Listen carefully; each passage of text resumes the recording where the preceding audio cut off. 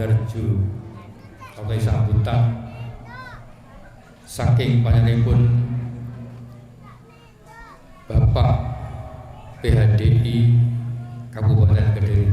Pramila dumateng panjenenganipun ingkang dahat kinurmatan Bapak Dr. Andes Murtaji Sasono Sasono kawula sembahkaken. Semoga sawetawis jengkar saking palenggan tumuju puntring Sasono Pamedal Samdo semoga. Aum Hawikna Mastu Nama Sidam Aum Anupadrah Teratau Yantai Swatah Aum Derikaya Astu Tat Astu Swaha. Romo Mangku Romo Pinandita sesepuh pini sepuh ingkang kawula pundi-pundi lan kawula muliaken. Bapak Gusti Sekretaris Parisade Hindu Dharma Indonesia Provinsi Jawa Timur yang saya hormati, Bapak Narto sebagai Ketua Parisade Hindu Dharma Indonesia Kecamatan beserta staf yang saya hormati, para kadang sedharma yang berbahagia, saderengipun kala matur mboten kesupen kala ucap sugeng palayipakipun. Om Swastiastu.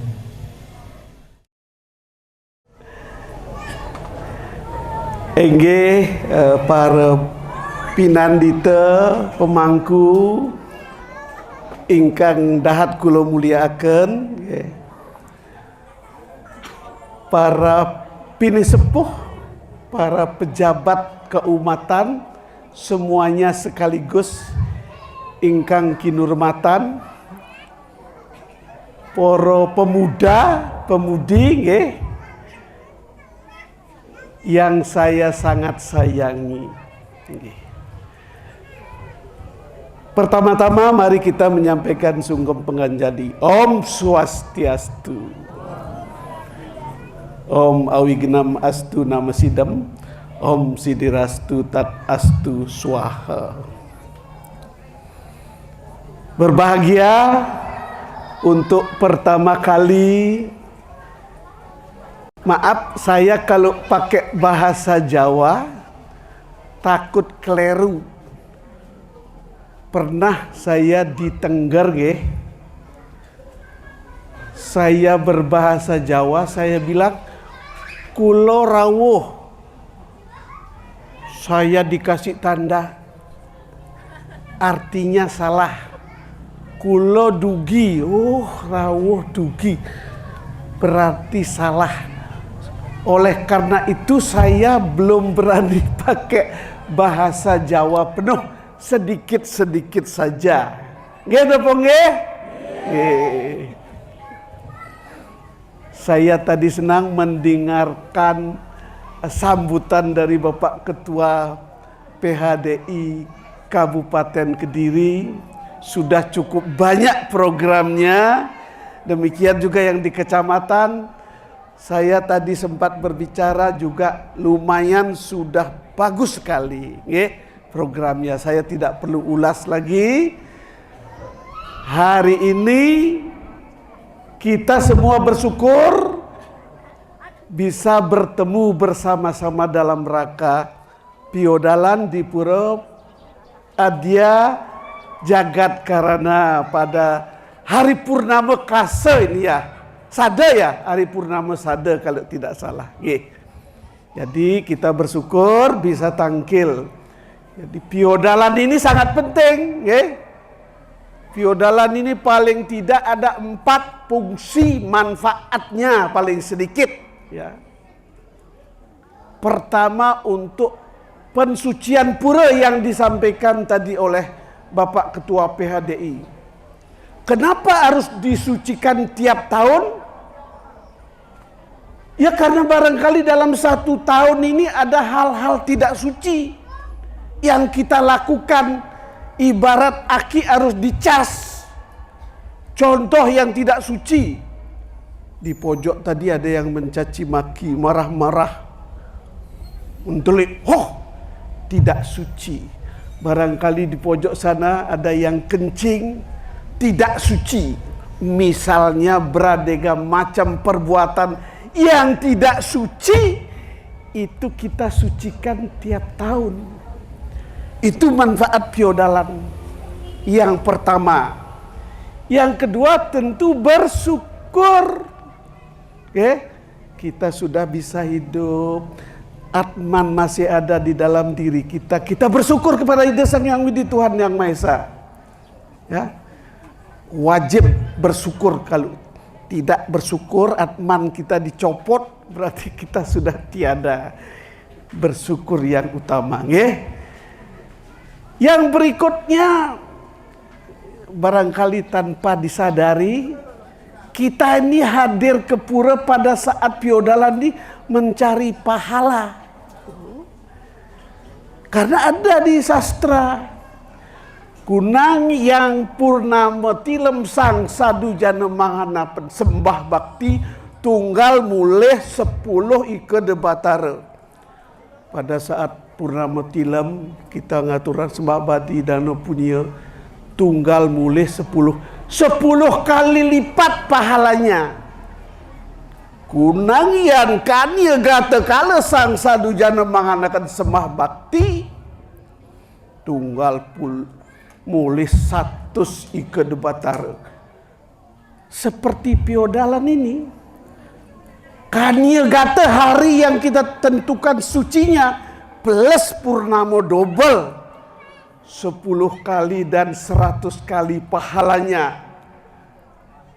Kasihan deh lo yang tidak hadir, kan begitu guyonannya. Yang hadir ini kita bersyukur, tapi barangkali yang tidak hadir bukan karena memang tidak bakti, tapi karena ada halangan sakit segala macam.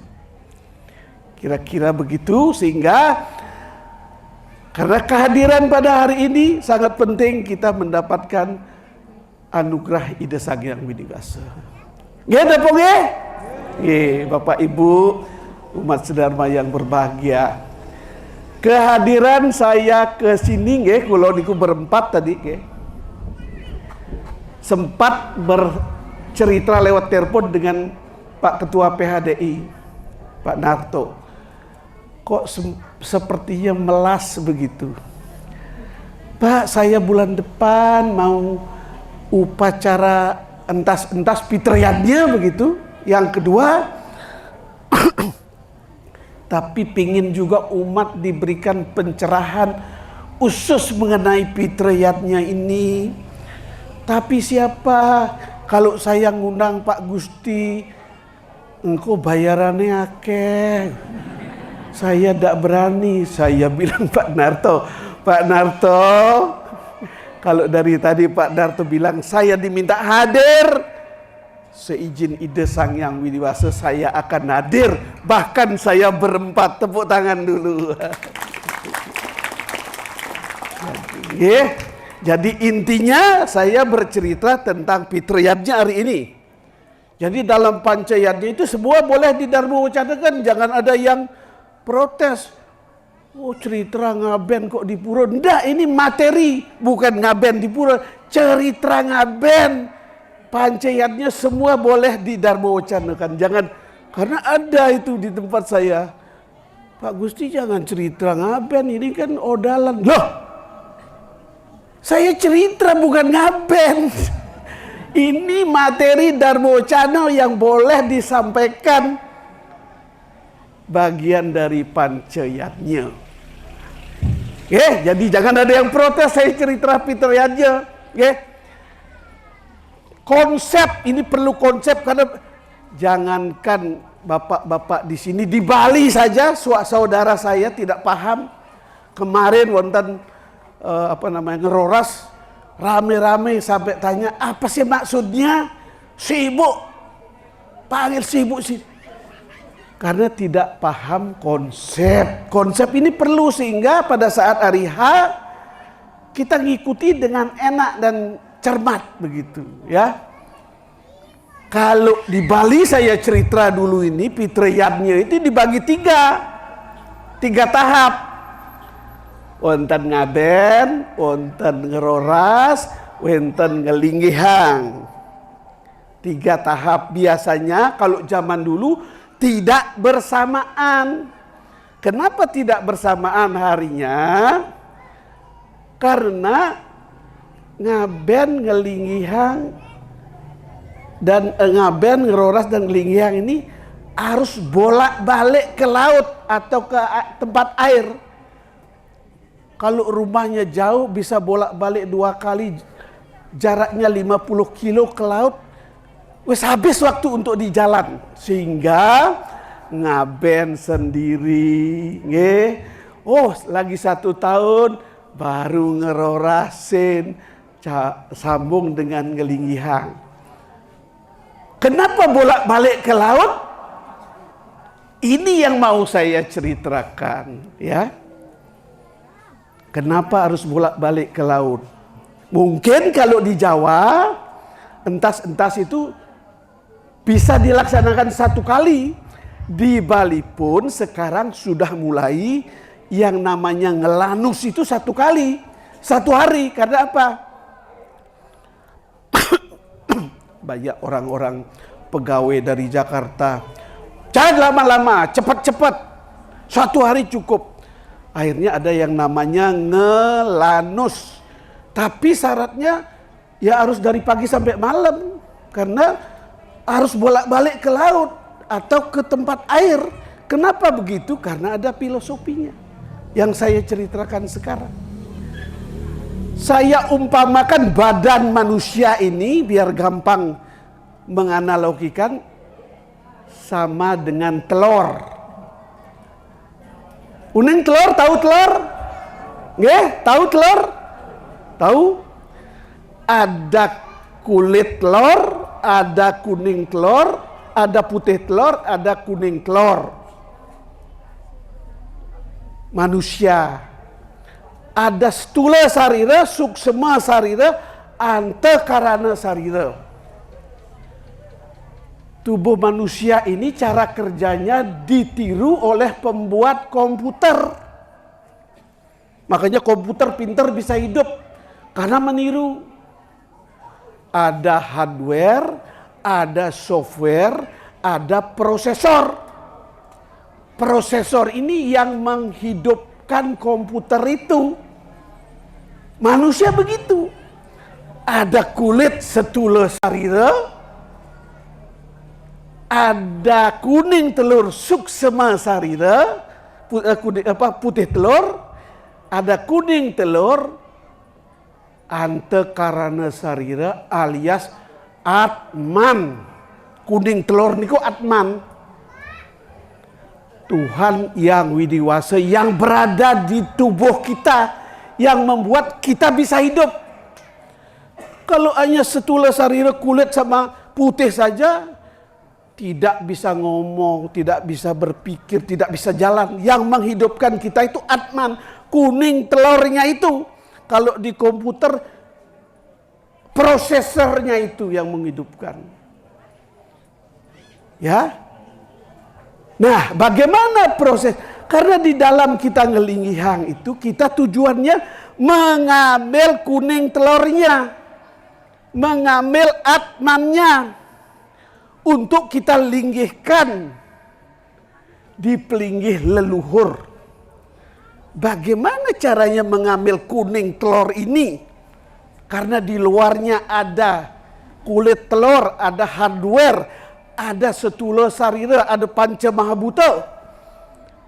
Di tengahnya ada software, ada kuning telur, ada pancetan matra.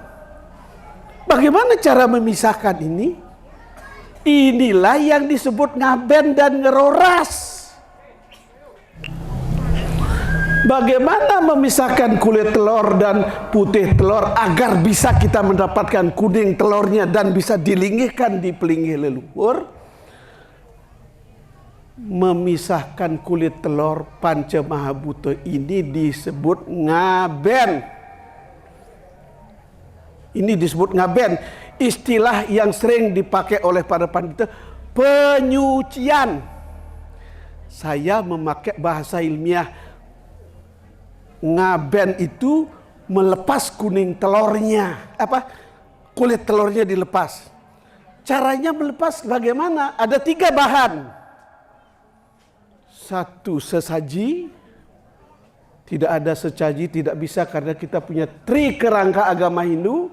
Kedua, mantram pandita. Tidak ada mantram pandita, tidak bisa.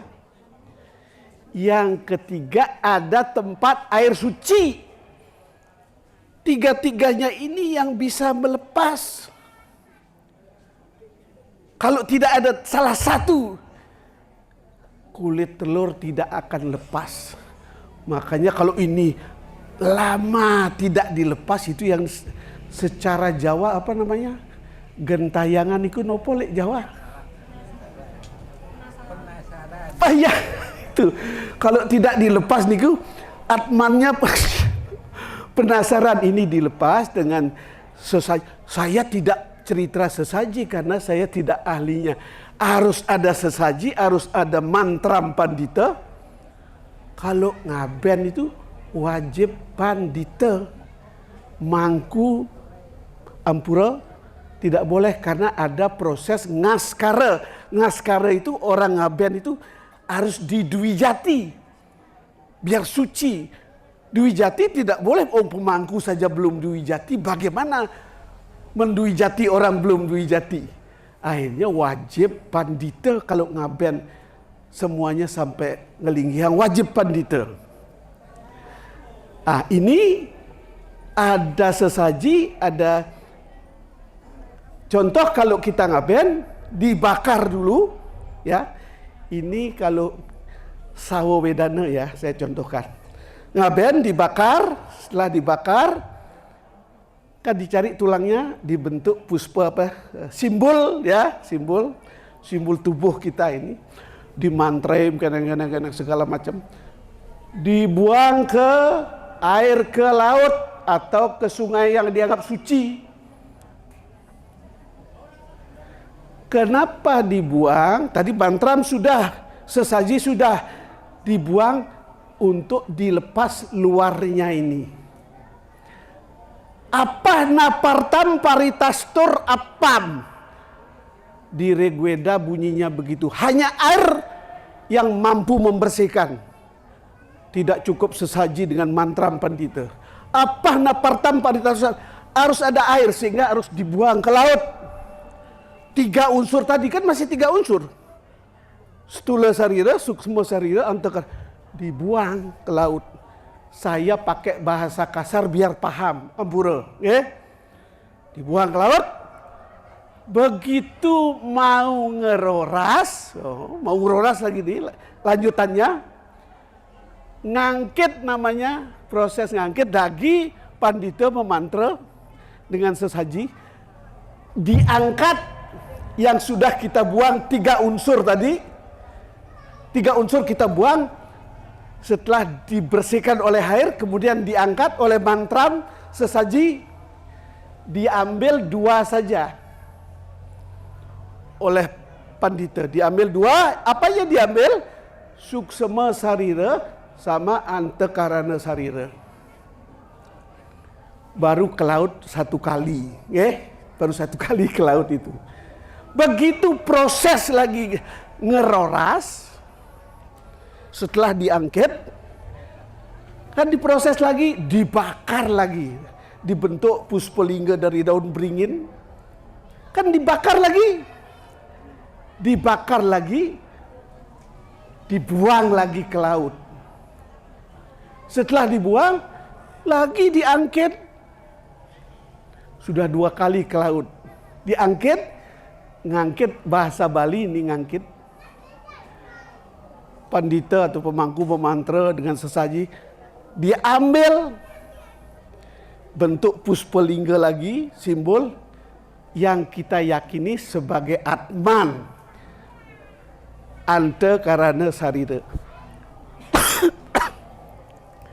Sudah 2 kali ke laut, kalau sehari bolak-balik, kalau jaraknya 50 km bisa sampai jam 2 pagi itu. Selesainya karena jauh. Kalau dekat syukur.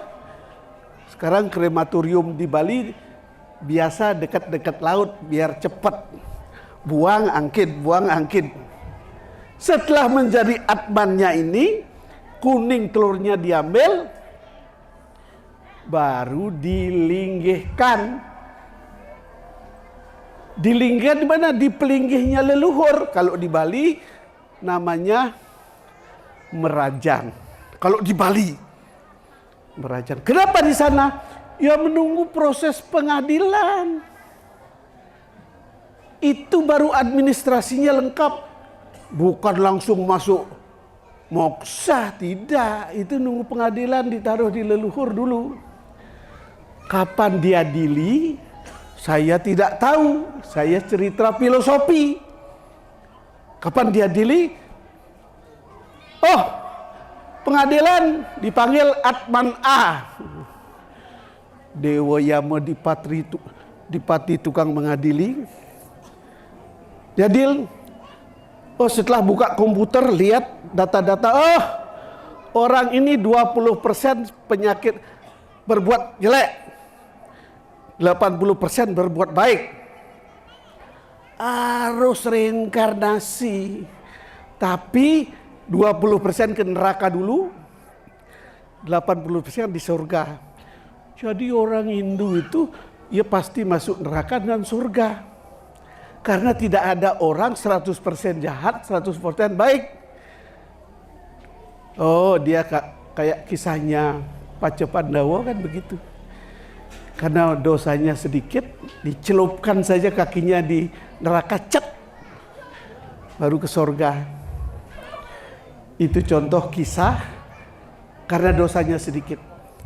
Setelah menjalani ini baru proses reinkarnasi. Konon, maaf karena saya tidak pernah mengalami. Saya bercerita tentang konsep. Nah, kalau di Jawa, Pak Narto kan tadi cerita kemarin, sampai malam Pak Gusti. Ya betul. Oh, 2 kali ke lautnya bolak-balik ya pasti sampai malam.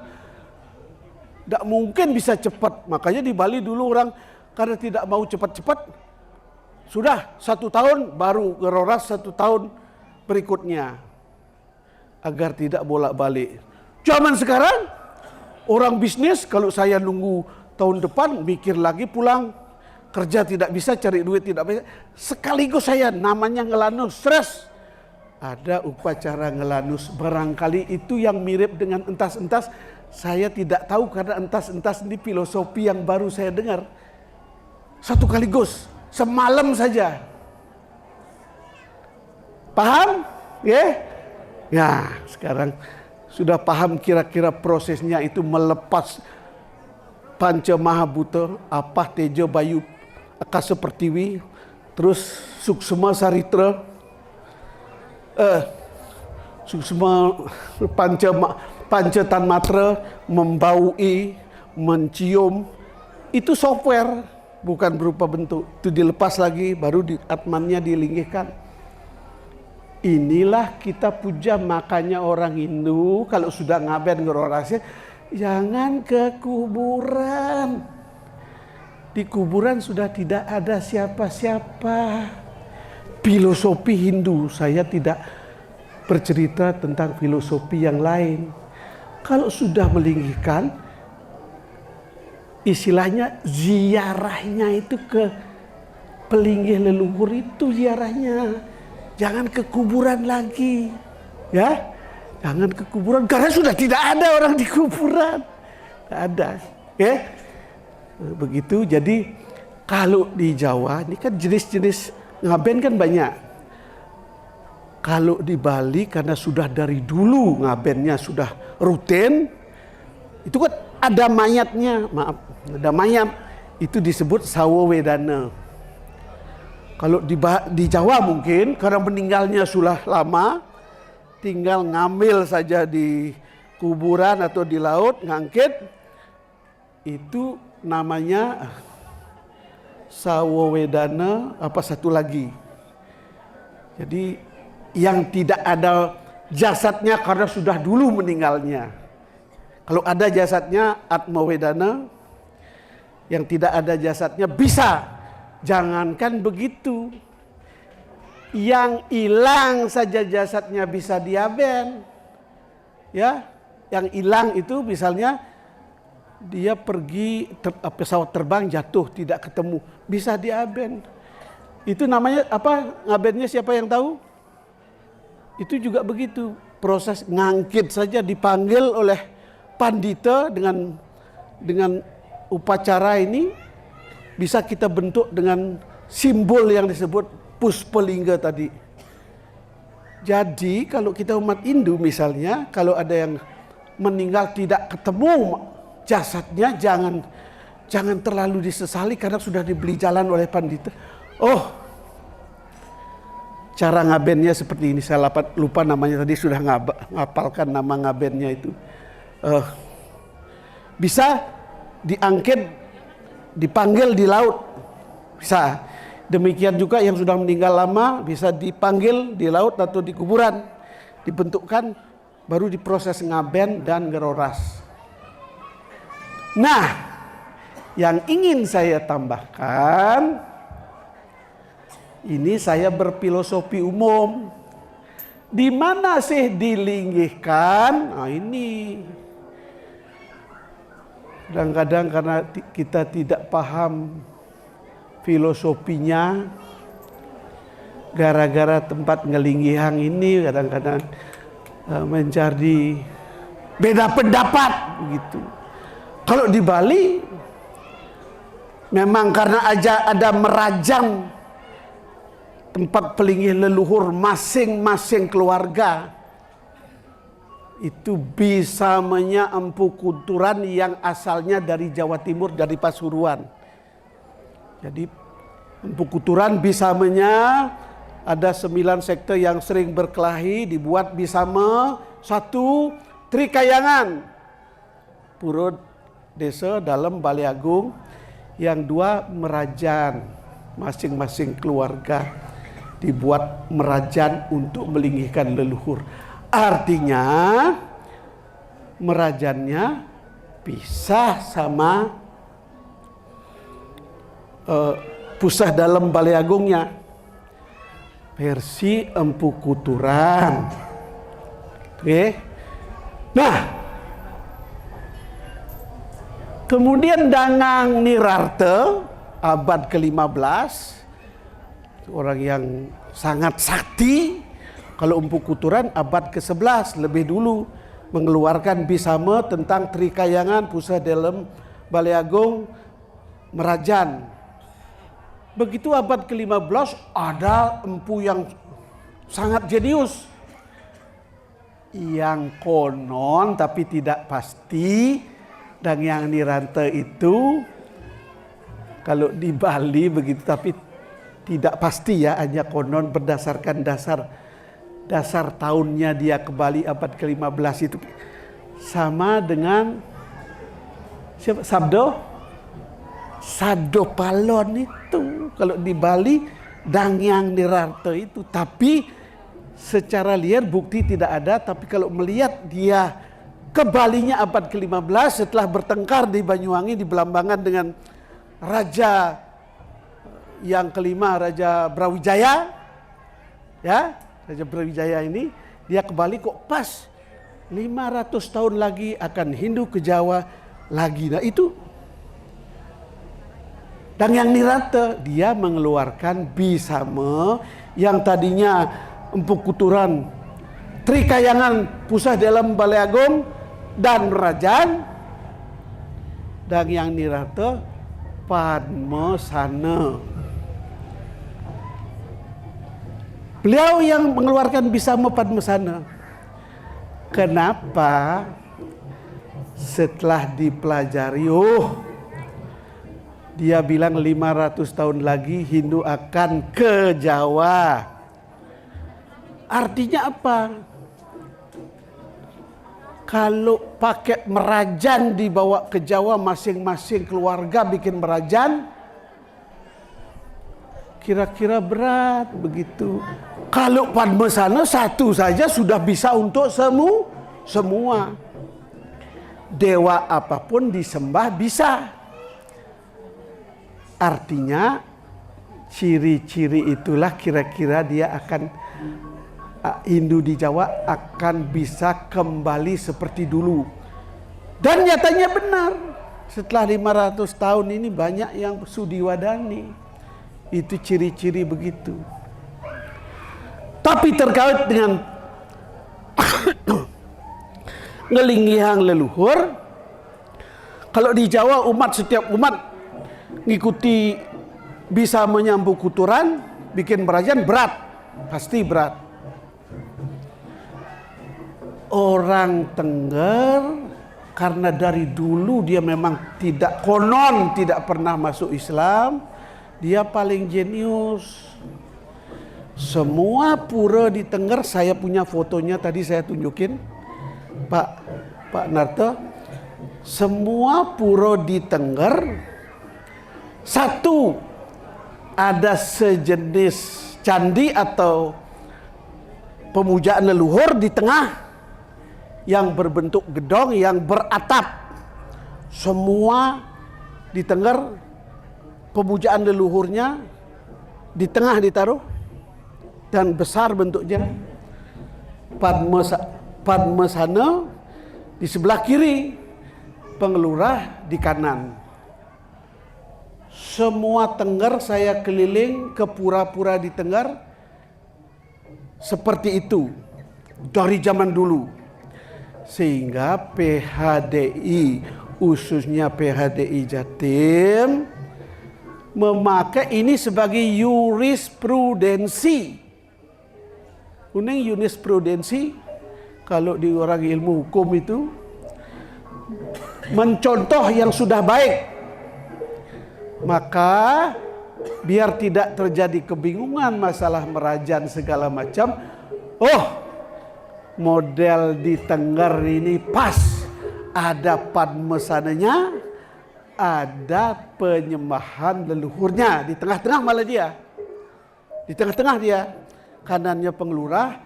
Coba lihat siapa yang biasa main IT, coba dicari pura di Tengger.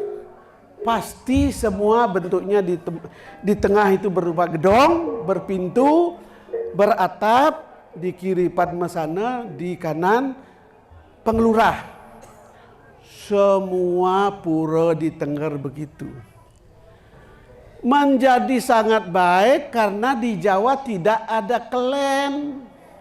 Kalau di Bali digabung satu kampung begitu bisa berkelahi. Saya orang Ide Bagus tidak mau dijadikan satu. Saya Idewo tidak mau dijadikan satu. Saya I Gusti tidak mau. Karena di Bali itu klannya masih kental, kastanya masih kental. Kalau di sistem begitu tidak akan bisa tetap merajan, karena merajan itu simbol dari klan juga. Sehingga untuk di Jawa yang sudah tanpa klan, manusia pada semua manusia sama, cocok mengambil jurisprudensi di Tengger, dan itu sudah disepakati oleh PHDI biar tidak terjadi keributan di dalam kita membuat pelinggih penyembahan leluhur. Perkara bentuk tidak masalah, mau pakai emas, mau pakai perak, mau pakai opo, tapi penyembahan leluhur padmasana pengelurah itu yang dipakai sebagai jurisprudensi, contoh kejadian yang sudah ada di Tengger. Kalau bapak-bapak ke Tengger silahkan dipoto. Saya karena terlalu sering ke Tengger hafal. Begitu model yang di Tengger, karena di Jawa ini manusia pada sama, beda dengan di Bali. Di Bali digabung begitu, yang Ide Bagus harus melinggih sendiri tempatnya.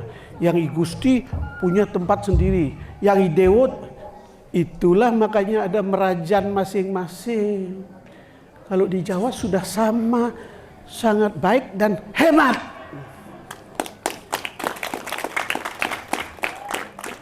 Saya senang kalau bapak-bapak tepuk tangan.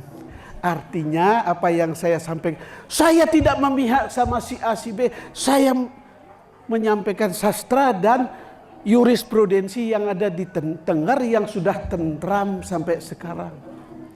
Ya, jadi begitu. Perkara bentuk, mau pakai emas, mau pakai perak, enggak. Tapi ada pemujaan leluhur, ada Padmasana penglurah di seluruh pura di Tengger. Silahkan Bapak pergi ke Tengger kalau tidak percaya. Itu konsepnya. Ya. Perkara di sini nanti bagaimana? Saya hanya berceramah tentang konsep Hindu yang ada di pikiran saya. Monggo,